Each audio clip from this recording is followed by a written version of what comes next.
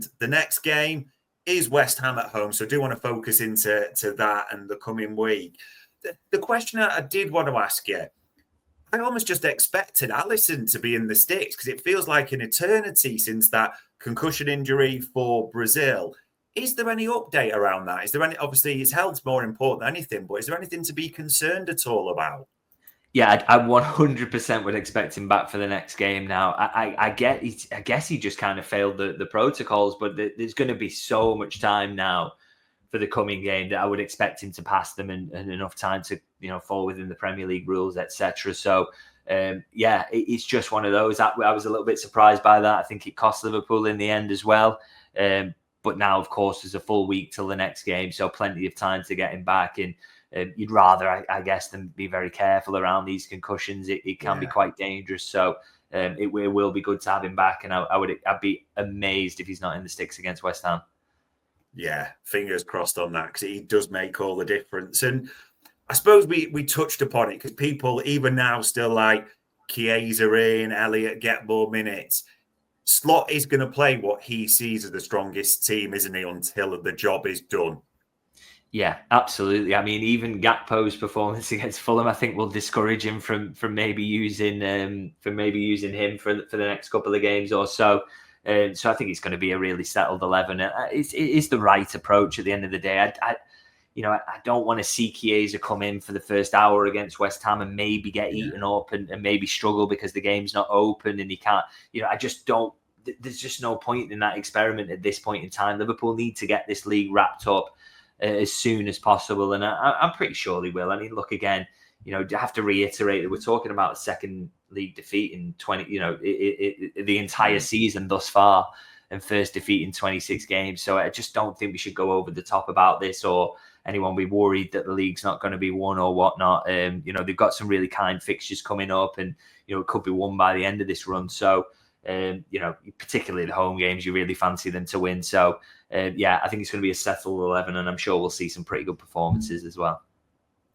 And I mean, we talked about players who could be returning. We mentioned Alisson being a big boost. Is the fact that Connor Bradley is back, it will mean there's a natural right back so we can play more of the system we want to. It will be a knock-on effect that then links to the midfield, the rest of the defence, and also it helps Mo Salah. That just almost, can that be a real catalyst for Liverpool towards the end?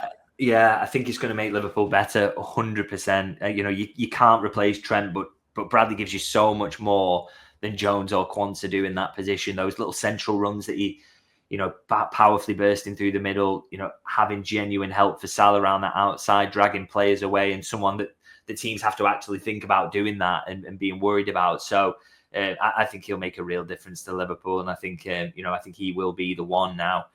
He's back in the squad. He got some minutes yesterday. He'll have some training under his belt by the time the West Ham games comes around. So I expect him to start, and I think he can have a real big impact in the coming games because he's an excellent player. And for me, I've written about that this week, but he's the one who should replace Trent in the team next season. I think he does it in a different way, but definitely good enough for Liverpool to be their starting right back. Yeah, mix of reaction. Mr. War put in there, if you read the chat, it's like someone has died. It does seem to be a bit of a doom and gloom around this morning. And I suppose a couple of final things for the West Ham game. Most of the positions are defined. Do you think Jota is the one that's going to get a run at number 9? Because like you said, no one's really established himself. But do you think it is the case that Jota's going to keep the shirt till the end of the season?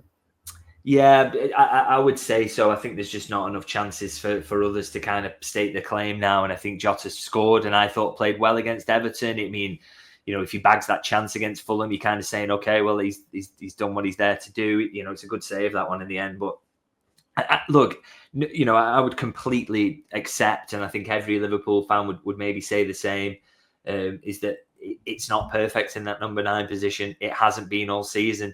And it won't be until Liverpool make a change there. But I also think that kind of emphasises what an incredible job Arne Slot has done. He hasn't had a nailed on number 9 all season, and yet he's going to win the league. I think that's incredible. That he's masked so many of the flaws in this team for such a long time is an achievement. It's incredible what he's done really to get Liverpool to where they are at this moment. And so, it's definitely enough to get Liverpool over the line. But it's not perfect. Jota's not going to turn into the absolute perfect number 9 in these coming games. There's still going to be issues with him getting bullied off the ball and not helping Liverpool get up the pitch. But you hope that he's going to bag enough goals between now and the end of the season to get Liverpool there, and I'm sure he will. So I think he's going to, he is at the moment basically the best of a bad or best of an imperfect bunch, really, in that number 9 position. But that should be good enough to get Liverpool over the line. So I think he will be the one who keeps the shirt between now and the end of the season. Yeah. And I do want to kind of finish it on a positive, which has been sort of against the current a little bit with what's in the chat panel. But we are people 11 points clear. I mean, literally, if you look at those next 3, David, we're jumping ahead now, but West Ham at home, Leicester away, and at home against the Spurs side, who will have the Conference League, as their focus now. I'm not saying they were absolutely, because we picked like Southampton, and I get that, and Ipswich again at home. But as fixtures go, it is right to think Liverpool should probably be expected to take 9 out of 9, and that pretty much does it, doesn't it?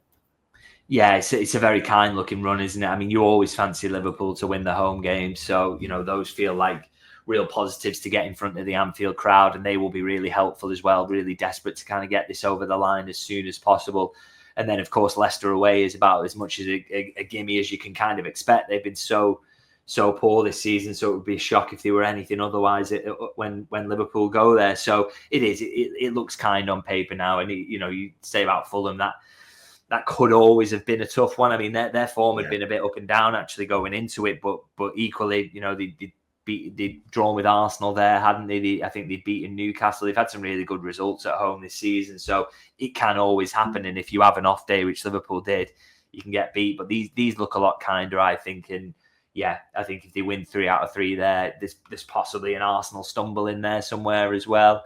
You could even see the league wrapped up in the next 3. So we'll see how that goes. But it does look a kind enough fixture list, and we shouldn't be. We can't always just get wrapped up in the idea that the last result tells you everything about Liverpool, and this is just how it is.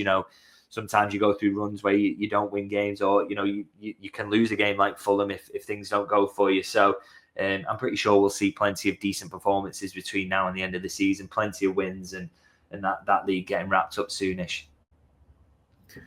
And there we go, ladies and gents. Yes, it was defeat against Fulham. Yes, the first half wasn't the best. You can accept all those things. But the Reds are still 11 points clear. Bradley and Alisson should be back. There should be plenty to look forward to. And when you're 11 points clear, and when you've got the fixtures it is a sense of when, not if. So there's plenty to look forward to this coming week as well. All that needs me to say as ever is, David, for the time, the insight, and batting against the tide on tiredness, it is much appreciated. Thanks for having me. And ladies and gents, that was another Media Matter.